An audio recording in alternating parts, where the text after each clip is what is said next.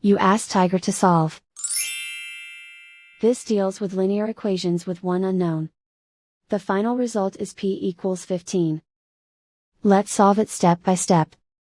Simplify the expression. Simplify the arithmetic. Isolate the p.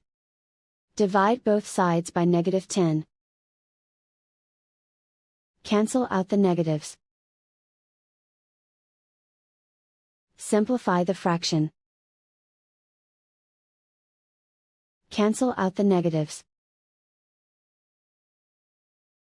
Find the greatest common factor of the numerator and denominator.